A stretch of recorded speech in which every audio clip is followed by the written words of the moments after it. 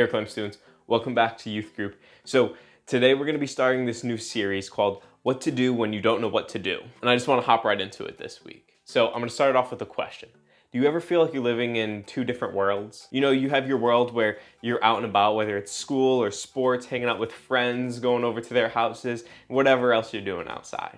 And then there's the world where you're living at home. And while we don't really like to admit this, when we're at home, we're a little bit weirder than we would normally be. Like when I'm at home eating a movie and I have a whole bag of popcorn, you know, I take like a whole fistful and sometimes I have to use my other hand and I'm like funneling the popcorn in my mouth and some inevitably falls on my lap and you know, you just pick that up, pop it into your mouth and keep going. A little bit in between the cracks, that's fine, you keep eating that. But you know, when you're over at a friend's house, I don't know about you, but you know, you're eating a little bit more daintily. If one falls on the ground, well, now that is garbage. You can't eat that. Now, hold on. Before you judge me because sometimes I eat popcorn off the ground, I want you to just hold on for a second because you do the same thing. Now, maybe you're not at home eating popcorn off the ground, but I do know that when you are at home, you're acting a little bit different than you would if you're with your friends or, you know, you're just out in public. Because not only are we weirder when we're at home, we're usually a little bit more difficult. You know what I mean? So think about this for a second. You know, you're at your friend's house and you take off your socks. Do you just like throw them on the stairs or wherever you are? No, like you put them with the rest of your stuff. You put them where they belong. But when you're at home, you know, sometimes they're hanging off the banister. And I bet you that you would never talk to your coach the same way that you talk to your mom. And you would never be as mean to one of your teammates as you are to your brother. And if you're like me, you snap at the people who live inside your house way quicker than you would anyone who doesn't. So the big question is this: why? Like, why do we act completely different depending on who we're around? And so maybe there's a lot of different reasons why we act like this, but I know for me it's because, and maybe I don't think this, but I act as if my home is my place and everyone else is just sort of there. You know what I mean? Like when I was a teenager and I'd come home, you know, walking through the front door, it's dinner time, I'd want to know what we're having for dinner because I want to know if it's something that I like. Or maybe we complain about going to our siblings' concert because, you know, we have other plans. You know, it's our world and we want it to be our way. But that's not nearly as true anywhere else, is it? Most of us, when we're over at a friend's house for dinner, we want to be like, ooh, lasagna? Can I just have like cereal or something else instead? In fact, one of the things I love most about the Bible is that it gives us a real look, a real insight into people's lives and their real problems. And so for the next couple of weeks, we're gonna be looking at this guy named Joseph. And Joseph, he's one of the most famous people found in the first half of the Bible. And you see, he's a guy who, just like us, found himself in a lot of situations where he didn't know what to do. You see, Joseph's story, it's wild. It's probably more dramatic than whatever Netflix TV show that you've been watching. There's murder plots, he gets sold into slavery, he gets put into jail unfairly. You see, there's twists and turns everywhere. The drama just doesn't stop for Joseph. And we're gonna get into all that drama over the next couple of weeks. But first, we have to look at his family, his parents. And so you may think that your family is big and has a lot of craziness going on, but I bet you it's got nothing on Joseph. But I'm worried that you might get lost with all the different names and people. So come with me real quick and I'm gonna give you a little bit of visual aid so you can stick with me. Come on. All right, so let me give you a little bit of background to this story. So this is the story of Joseph. And Joseph, he has 12 different brothers.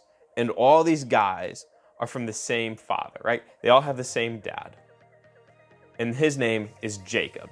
Now Jacob, he fell in love with this woman named Rachel. But instead of marrying Rachel, he gets tricked into marrying her sister, Leah.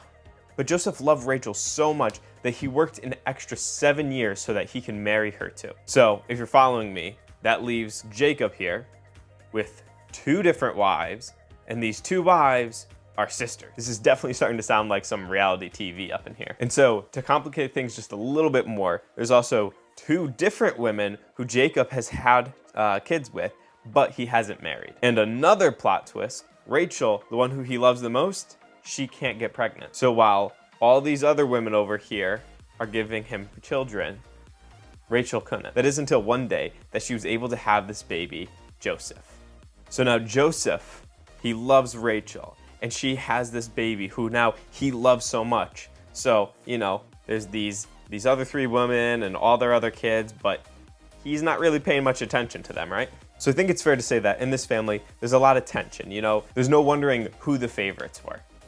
And now this is where we pick up on the story of Joseph. So in Genesis 37, we read about how Jacob, he made this special robe for Joseph. And now this robe, it was just a physical reminder that Jacob loved Joseph more than all of his other kids. And now it may not surprise you to realize that all his other brothers, they despised Joseph. And during this time, getting a new robe, it'd be like getting a new pair of Jordans. You know, it's a big deal. But you see, this wasn't even the only issue. Joseph, he has a series of dreams. So Joseph says this to his brothers in Genesis 37, 6-7. He says, "Listen to this dream I had. We're binding sheaves of grain out in the fields when suddenly my sheaf rose and stood upright, while your sheaves gathered around mine and bowed down to it." Now hold up. This wasn't your typical dream, and his brothers, they knew that. Because you see, this dream, it wasn't just about grain or something like that. No, this dream, it's about power. And by sharing this dream with his brothers, Joseph is sort of saying like, hey guys, listen to this. One day, I'm gonna be more powerful than all of you. And when that day comes, not only are you gonna just like recognize that I'm more powerful than you, you're all gonna come over and bow to me because of it. Now, for those of you who are the youngest sibling like me, you can already feel yourself like starting to sweat out of fear, like, dude, it's not gonna go well for you. And for all you older siblings over there, I bet you're already starting to feel like, ooh, who's this guy think he is? Like, you know, you need to learn your place as the younger sibling. All right, but let's hop back to that story. So the verse right after says this. His brother said to him, "Do you intend to reign over us? Will you actually rule us?" And they hated him all the more because of his dream and what he said. So now the situation, it's getting a lot more tense. Joseph's brothers, they're over his robes and his dreams, and then Joseph, he has another dream. And this time it involves the sun, the moon, and the stars bowing down to him. Now, this is the same message as the one last time, but instead of it just being his brothers, now it includes his parents bowing down to him as well. And after he has this dream, he tells his dad, Jacob, and all of his brothers, who now hate him even more. So can you even imagine the tension in his family? You know, you have his dad, all 4 of his moms, and a dozen boys. And the youngest one of them all is running around telling them, hey, you're all gonna bow down to me. And so we're wondering, why would he do that? Why did he think that this was a good idea? But you see, Joseph, he wasn't acting in a way that was considerate of this at all. Now you see, Joseph was acting like we all do in our family sometime. You know, super hyper aware of how he's being treated, but not really aware of how that affects anyone else in the room. And you see, Joseph's family was the same way here. You know, Joseph's brothers, they could see how this situation was affecting them. It was unfair and just. I mean, Joseph, he's over here, he's receiving this new robe as a gift from his dad, and it's sort of like he's been given this brand new car on his 16th birthday, and he now can go out and drive it, while all of his other siblings, they just, you know, they're allowed to borrow the old beat up minivan whenever they want. You see, it wasn't right, and they saw that. And you see, we think these verses are about a strange dream and a coat, but it's also about so much more than just that. It's about the tension in a family and the tension that was never dealt with. And because of that, it was left to grow. And because of that, we're still reading about this story even today, thousands of years later. It's about the tension in a family and the tension that was never dealt with. And because of that, it was left to grow.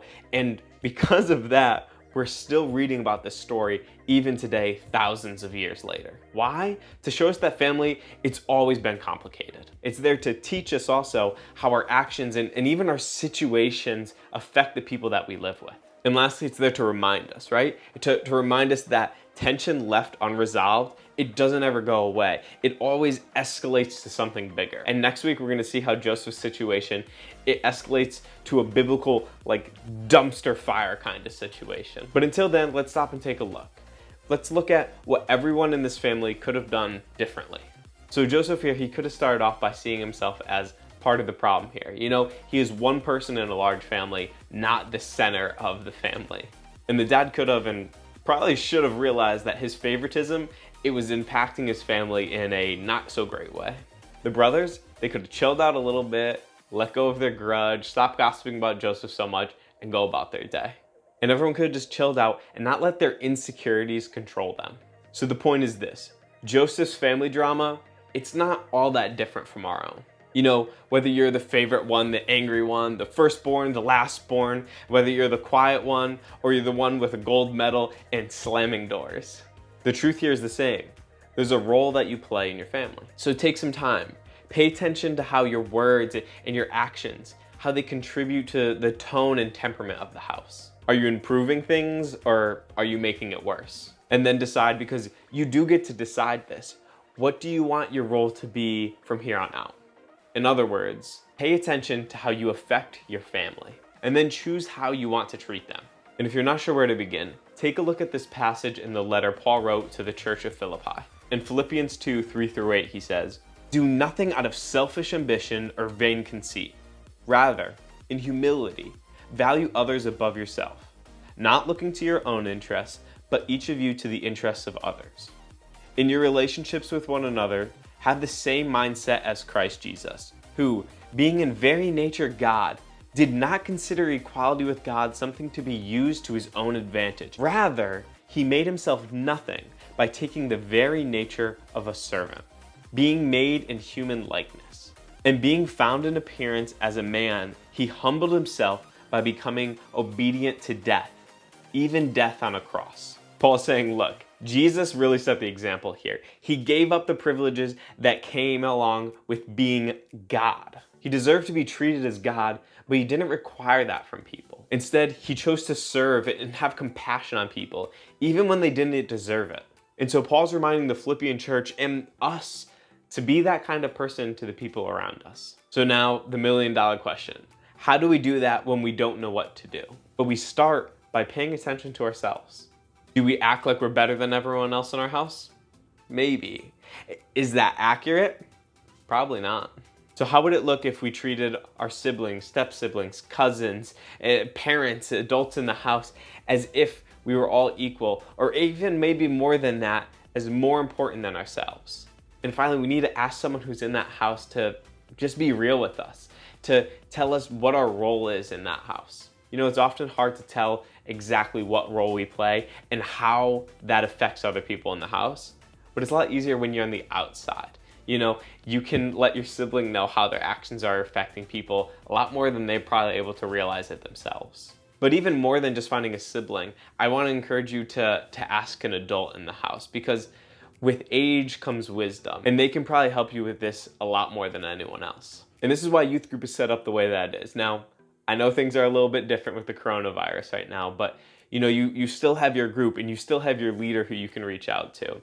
And the leaders are there because it's great to have someone who's lived a little longer, who has a little bit more wisdom to share with you when you don't know what to do. Now imagine for a second if everyone in your family did this.